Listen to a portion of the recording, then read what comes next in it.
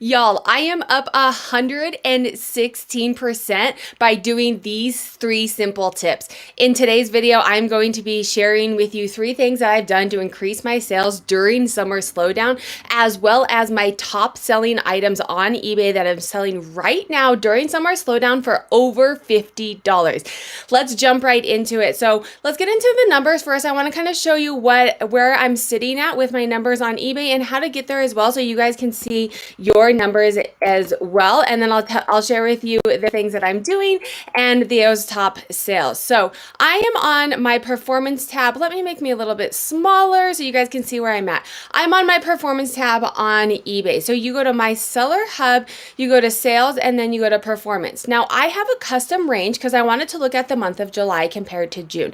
Now I am currently filming this on the 14th at the very beginning of the day, so I cut it off yesterday. You'll probably see this in a couple weeks because YouTube takes time to edit and upload because I don't work a lot. But so you can see July is already progressing better than June was, which is great news. Let me know how it's going for you guys down below as well. But so I put it to custom. You can go in and it automatically does the last 31 days. You can do this month. You can change it to whatever you want. Like I said, I wanted to look at July, how July is doing compared to June for the beginning of the month. I will say I normally have a strong month and beginning of the month, and then towards the end, people run out of money and my last sales aren't always as good. But this is comparing the beginning of July to the beginning of June.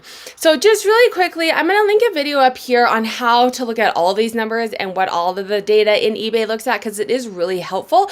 But I just want to do a quick overview for you. My total sales, so this is my top number, including shipping fees, what people pay eBay, is up 96%. If you go over here, it takes out your taxes, your fees, my selling costs, right? So if you click on here, it includes your fees, shipping labels, all of that goes into your selling costs, and then you get your net sales. This is what comes to you. This is what eBay pays you out. This is what we care about as sellers, right? At the end of the day. And what's really amazing about this is I'm actually up 115%.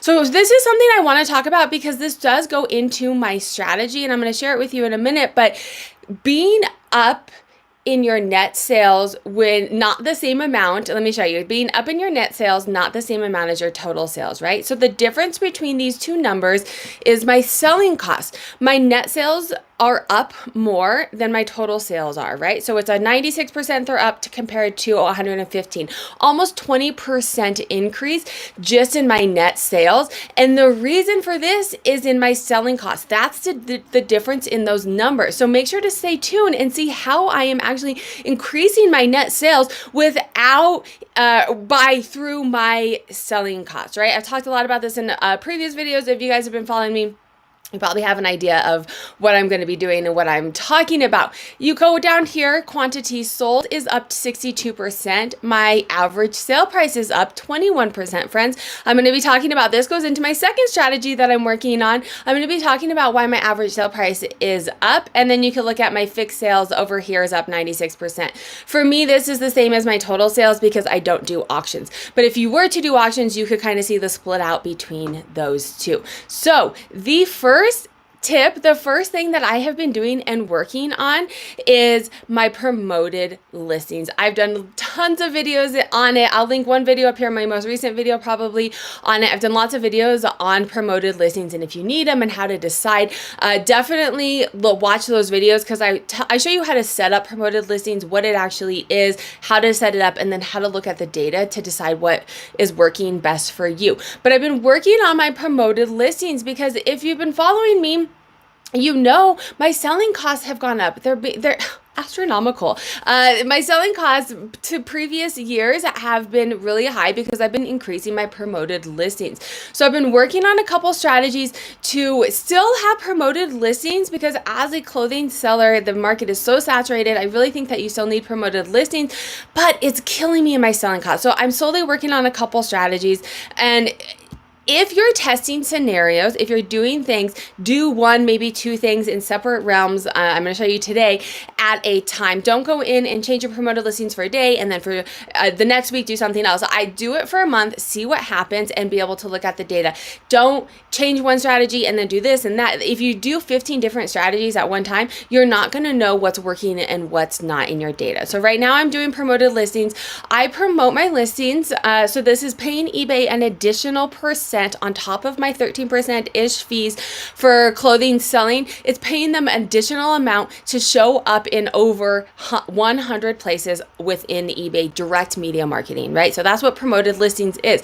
I normally have all of my listings on 18%. However, I've currently started waiting a week trying to get, some organic sales from items just listed. So the way that the algorithm works, the way that eBay works is you list an item new, it's up there, and eBay, the algorithm, Google is like, hey, I don't know what to do with this. The purpose of eBay, the purpose of Google is to get this item sold. So it's trying to figure out where on eBay to put it, and it's putting it in a ton of different places when it first gets listed. And as the longer that it's been listed, the algorithm is smart enough to be like, oh, I've been putting it here and no one's really looking at it or clicking on it or buying it. I'm not going to put it there anymore. And I'm going to put it here. But, I've only had one click, so maybe I'll only put it here every once in a while, right? This is how the algorithm works. So you get the most exposure when you first list an item. So understanding how the algorithm works, I am started a new strategy of I'm not promoting items until they have been organically listed for a week. This goes with brand new items. This also goes with my end items and sell similar, which I'll link a video up here on why I do that and why it works and how to decide if it works for you as well. But this goes for sell similar as well. So any item that is new, it does not get promoted for 1 week. Now let me show you the chart. You want to see me small and this big. Let me show you how I know that this is working, right? Because if it's working for me, it may not work for you. And this is why you need to know what these charts mean to figure out if it's working for you. So I'm on that same tab. I'm scrolling all the way down. Make sure to save this video, friend, so you can come back to it. I'm scrolling all the way down. It automatically shows you your total sales. Again, this is just a different breakout. I'm going to go to my promoted listing sales. You can see here, again, it tells me my sales are up by 96%. My promoted listings are up by 80%. But look here, my organic sales. This is what I'm trying to get an increase. I'm trying to get less sales from promoted listings and more sales organically because it means I'm not paying that extra 18%, right? That net number that we looked at before, this is why my net number is going up because I'm still maintaining sales. I'm increasing my sales. But I'm getting them for more organic, right? You can see that here. These are up 155%. It's up more than my promoted listing sales. And I know from looking at this recently that this split is increasing. It used to be like 15 or 18% was organic sales, maybe even as low as 12 at one point. And now I'm up to 28%, right? So that's the first strategy that's working. That's where this number, my net sales being up by 115%, that's where this is coming from. I'm making more money at the end of the day through this promoted listing strategy. Let me know down below what strategy you guys use for promoted listings, what's working for you. The second thing that I am doing is being a little bit more strategic in sending out offers. And when I say this, it didn't actually start this way. If you don't follow me, I take this summer off. I have 3 neurodiverse children and I stay home with them during the summer. So when I say I take the summer off, I'm not as hands-on on eBay. I'm still shipping daily. I still have scheduled listings that go up. I have virtual assistants that help me out with that. But I'm not in there doing offers as often. And over the course of the summer, I just wasn't really sending offers as much, not strategically at all. Like, I will absolutely tell you, it was not a strategic decision. It just kind of happened in June. But then I was going in and looking at these charts and I was like, hey, this might be a good strategy, right? And so this is how I know that it might be a good strategy. I scroll down and we're going back down to that same chart. No, we're not going that far. So we looked at the promoted listing sales and then you can look at your offer sales, which sales are coming from offers, right? So sales without offers is going to be typically the highest sales, right? Those are people who are buying it now. Now, I do have a coupon for 20%. So my offers tend to be a slightly more than the coupon, because in my mind, I'm like, hey, they have the coupon there. If they're not buying it at that 20% off coupon buy it now, then maybe it's the price that's deterring them. Let me send an offer for a little bit more, right? And typically when the buyer sends you an offer, it's typically significantly less than the buy it now and much less than when you send them an offer. Let me know, smash that like button if you guys agree. So here's what I'm saying. The sales without offers are my highest price sales, right? So I have a coupon out there that seems to be working. But seller initiated offers, this is where my strategy was coming into play. My strategy in June of just not sending offers is often. It was about once a day, maybe every couple days, but it increased the amount of people that were purchasing from it, right? So here's my thought, and let me know what you guys think below. In the past, I sent them out quickly, right? And I think that does help if you have lower price items, but I'm working on trying to increase my average sale price and trying to make more money with less work. And so if you send them out quickly and someone's in there just like sporadically, what's it called? Just quick buying, not really, I can't think of the word right now. Let me know down below. Impulse buying is what I was thinking of. If someone's impulse buying, it's probably going to work. But I think when the market is a little bit tighter that we're talking, people have less money. Groceries are astronomical for someone who has 5 people in their family. They're trying to save their money. And so I think watchers right now do mean a little bit more than they did in the past, where someone is like, oh, I really do want that, but I need to wait for payday. Or I really do want that, but I really need to think if this is the best decision and I'm going to wait a couple days. So sending out offers less frequently. Now I'm doing it like maybe at the end of the day, or sometimes I wait. If it's like a Thursday, I will wait till Friday when people get paid, or on Saturday when it's a weekend and they have a little bit more time. And friends, it's paying off because my seller initiated offers are up 365%. Now, this is not typically my highest paid items. They're not selling at my highest paid, right? Like I said, my sales, if someone just buys it straight out, that's going to be my highest paid. But a seller initiated offer is, typically speaking, much higher of an offer than if someone sends me the offer. So if I can get them before they send me the offer, it's working, it's increasing my sales. Another way, like I mentioned at the beginning of this video, my average sale price is increasing. This is because of this offer strategy. I am not getting as many people sending me offers at that lower price that my average sale price is increasing, i.e. my net sales are increasing overall. All right, friends, the third reason that my sales are up, and this isn't a significantly new strategy to me, but I am just, at the end of the day, I'm just taking what I can get. I typically do this. Sometimes I'll counter, but I'm accepting every offer. Sometimes I'm showing you my top $50 offer, $50 sales, but maybe I'll show you my bottom sales, because friends, I had $4 sales. I had $7 sales. I had $11 sales. But at the end of the day, I am in the business of reselling. I am not in the business of hoarding. And if someone's going to buy it at $4, chances of them, someone wanting to spend what I listed it at 25 are probably slim to none. Maybe I could get another $1 or $2, but I could also lose the sale. So that is the third strategy that I'm doing. Let me know what you guys are doing right now. It is slow. I don't mean this to be like, oh, look at me. It is, things are so great. July is peaking up for me, which is very hopeful, because June was in the gutter. So let's go ahead and take a look at my top sales on eBay that are selling over $50. Full disclosure, I am also a Poshmark seller. I did not bring up Poshmark simply for the sake of time. I went through, and it's much easier just to pull up some eBay, and I thought, I have 10 or 11 items to show you. All right, Burberry. These actually got returned. Fingers crossed they don't get returned again. They were listed for $124. I did take an offer on these for, I think, like $98 or something like that. But here's the thing. I do offer free returns. They got returned, and then they sold again within a week or two.